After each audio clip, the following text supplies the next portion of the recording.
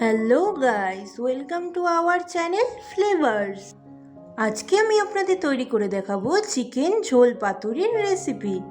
তো চলুন দেখা যাক আজকে আমাদের চিকেন ঝোল পাতুরির রেসিপি করতে কী কী উপকরণ লাগছে। তো এইখানে আমাদের চিকেন ঝোল পাতুরি করতে প্রথমেই লাগছে 300 গ্রাম বোনলেস কিমা করা চিকেন, মাঝারি সাইজের পেঁয়াজ বাটা, আদা রসুন কাঁচা লঙ্কা বাটা, ধনে জিরে বাটা, গরম মশলা বাটা, টমেটো বাটা, আর লাগছে আমাদের কলা পাতা। এখানে আমরা একটা পরিষ্কার বোল নিয়ে নিয়েছি। এবার এর মধ্যে একে একে সব কিছু দিয়ে ভালো করে মেখে নেব। তো চলুন দেখা যাক। প্রথমেই দিলাম মাংসের কিমা, এরপর দিয়ে দেবো পেঁয়াজ বাটা, এবার দিয়ে দেবো আদা রসুন লঙ্কা বাটা, এবার দিয়ে দেবো ধনে জিরে বাটা, এবার দিয়ে দেবো টমেটো বাটা, এবার দিয়ে দেবো পরিমাণ মতো লবণ, দিয়ে দেবো হলুদ গুঁড়ো, দিয়ে দেবো কাশ্মীরি লঙ্কার গুঁড়ো, এবার দিয়ে দেবো গরম মশলা, এবার দিয়ে দেবো সরিষার তেল। এবার সব কিছুকে একসাথে ভালো করে মিশিয়ে নেব।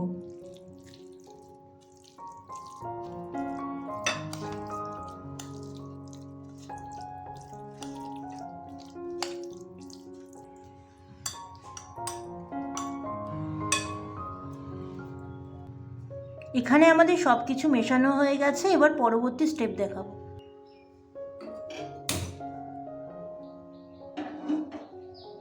গরম কড়াইয়ের মধ্যে কলা পাতাগুলো সাজিয়ে নেব।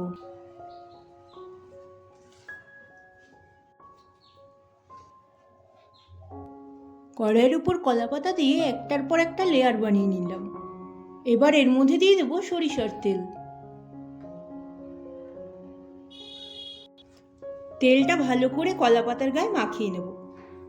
এখানে আমাদের কলা পাতার গায়ে ভালো করে তেল মাখানো হয়ে গেছে। এবার এর মধ্যে দিয়ে দেবো চিকেনের কিমা, যেটা আমরা ম্যারিনেট করে রেখেছি।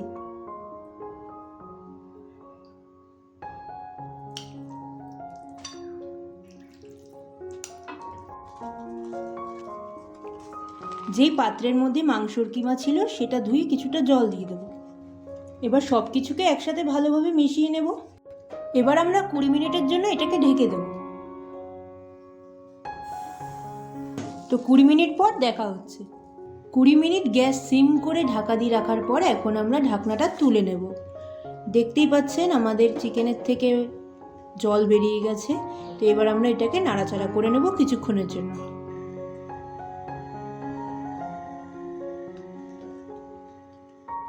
এবার ঢাকা না দিয়ে গ্যাস সিম করে কিছুক্ষণ হতে দেব। মাংসের জলটা যখন শুকিয়ে যাবে তখন ধরে নেবেন আমাদের রেসিপিটা তৈরি হয়ে গেছে। তো এইখানে আমাদের মাংসের জল শুকিয়ে গেছে। এবার আমরা এটাকে কিছুক্ষণ নাড়িয়ে নেব।